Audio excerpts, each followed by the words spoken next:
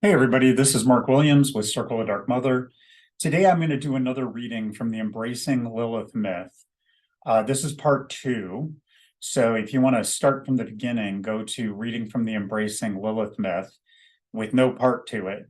If I go through the whole thing, it's going to be many videos, but I'm going to post these once in a while. So let's get started. So this is chapter one continued. In fact, this is chapter one finished. So in part one, we started chapter one. In this part, we will finish it. And this is, it doesn't have a title since it's the second part, but I'm calling it Encounter with Angels. And this is being told from Lilith's point of view. I paced and fumed, walking the land of Nod until I found a cave and some brush. I decided to stay there and wait. As my rage began to recede, I started to wonder if I'd made a mistake. Maybe I should have explained myself more clearly to Adam, and then he would have understood. But where was Adam? Why had he not come looking for me? Did he not want me? I sat on the dry, cracked ground with my hands on my face, sobbing. The despair proved almost more than I could bear. I felt hopeless and alone. I had never known fear before, but it now consumed me. I wandered into the cave, not daring to go deep because the limited light made it impossible to see beyond the edges of the opening. Eventually, I laid on the cold earth and fell into a fitful sleep. After a time, I began to dream. Dreaming was not new for me. Adam and I both had dreams when we rested, dropping our consciousness. But usually our dreams remained pleasant, full of our unity with God. This dream was different. I didn't have a word for it, but humans would call it a nightmare. In my mind's eye, I saw myself running. I wasn't sure what I ran from, but whatever it was chasing me, and it terrified me. When the dream began, I was running in Eden, through the jungle and away from the tree of knowledge of good and evil. As time went on, however, I found myself in a strange land which was neither Eden nor Nod. I reached a cold, bitter place of ice and snow. Craggy rocks jutted from snow-covered tundra, and everything lay completely barren. As I ran, I saw a brighter spot ahead of me, somehow different than the land I just sprinted through.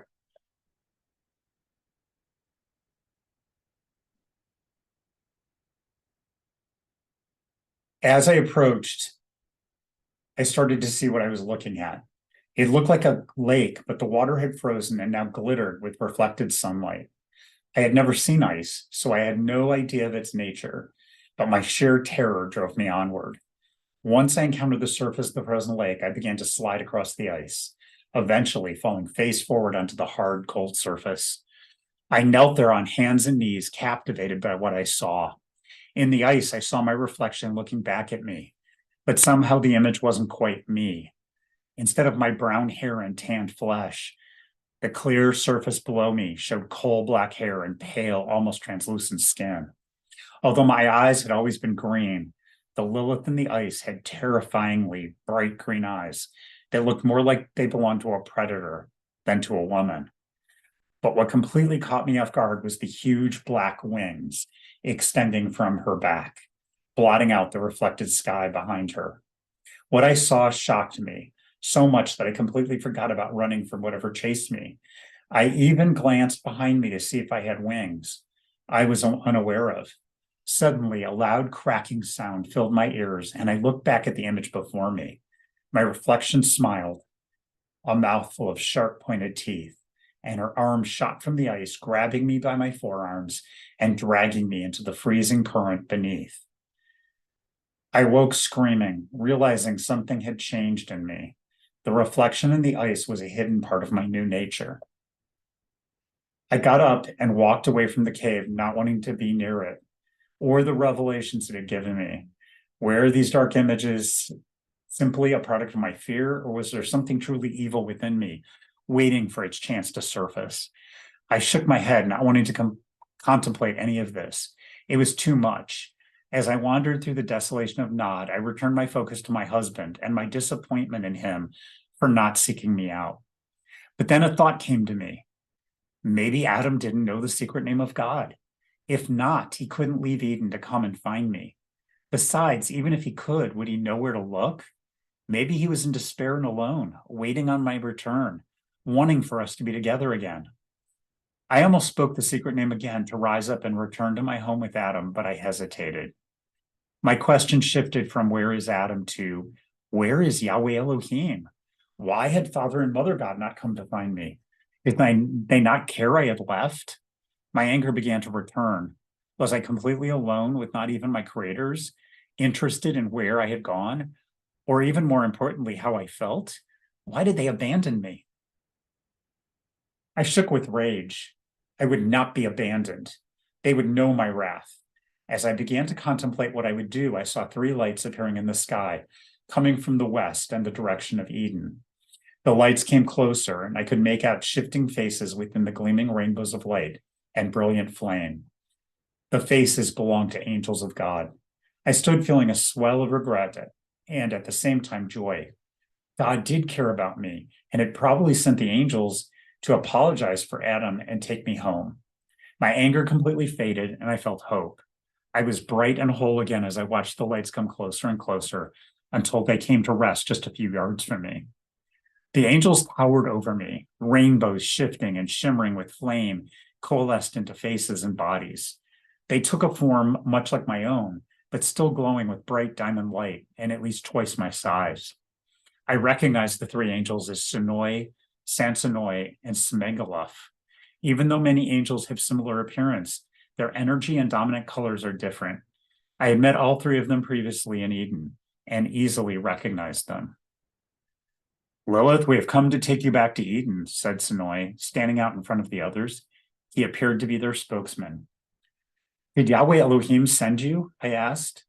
Yes, God Most High sent us to find you. And what of Adam? Was he concerned about me? I asked with hope and a little bit of trepidation. Sinoi looked at me questioningly. It seems he just expected me to agree to return without any discussion. Later, I would come to realize the angels had not anticipated how I had changed in the time I had been gone. They didn't understand that I had gained the knowledge of good and evil without eating the fruit of the tree. Sinoi responded dryly. Adam has made no indication he noticed you were gone. My face darkened, and in truth, my whole body grew dark. Anger and despair mixed in me, pervading my being. My partner, my husband, my friend cared nothing for me. I was nothing to him. Did this mean I was nothing? How could he not feel the pain I felt? Tears began to flow down my face, and my eyes turned black with rage. How could I go back to this man who cared so little for me? I would not be his inferior, and even worse, I would not be something he didn't even think about. Sinoi saw the change in me. I saw fear for the first time on the face of an angel. He knew I was no longer the innocent human he had countered before. I had become something more. He quickly hid his fear and made his countenance stern. He looked at me as a cross teacher would look at a naughty child. This made me even more defiant. I balled my hands into fists and glared, waiting for whatever came next. Yahweh Elohim demands you come back to Eden and return to your husband. This is what you are made for, and you will obey. My heart shattered. Whatever hope I had vanished, burnt within me, fueling my anger until it shone white hot. I became fire incarnate, my rage beyond measure. Demands? Yahweh Elohim demands? I will not return. My purpose is far beyond being an extension of Adam. All 3 angels stepped back in shock. They had never expected a human to talk to them in this way or to defy the will of the Creator. They didn't believe we could even dare, but I dared. I no longer cared about anything except my hate for Adam, hate for these angels, and yes, hate for my mother and father. I deserve more than this. I deserve to be valued, to be loved. I would not give in.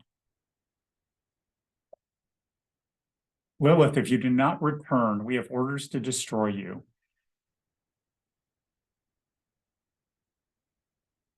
Your purpose will not be nullified, and you will cease to have any reason to exist, said Smegaluf. He looked smug, thinking he had outsmarted me.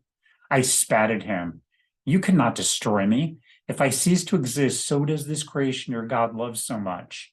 Adam and I are both key to the purpose of this whole endeavor. Without us, it all falls apart. As I spoke this, my knowing it was as much a revelation to me as the angels.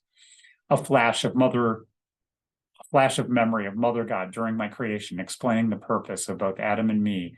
She had told me we were the center of creation and its ultimate fruition bound to us. I could not be destroyed. I would not be treated as less than nothing. I would have my vengeance. The darkness within me began to grow. My light turned to dark, and instead of glowing with light, I began to radiate pure blackness like a starless sky. As my hate and rage consumed me, I felt my essence change. My mind's eye saw the visage of the horror from my dream. My body shifted to mirror the hatred I felt in my heart, and giant black wings erupted from my back, filling the air behind me. I had no qualms about becoming the dark demon in my reflection. I reveled in my rage. All I could think of was my vengeance, and this form would help me obtain it. The three angels lost all composure. They turned and began to run from me. Sensenoi even fell to the ground as he tried to depart. I laughed as one by one the angels turned back to light and fire and leapt into the sky, heading east back to Eden. That's the end of chapter 1. If you'd like me to continue with chapter 2, I can do that. So leave a comment, like the video, and subscribe. Thank you.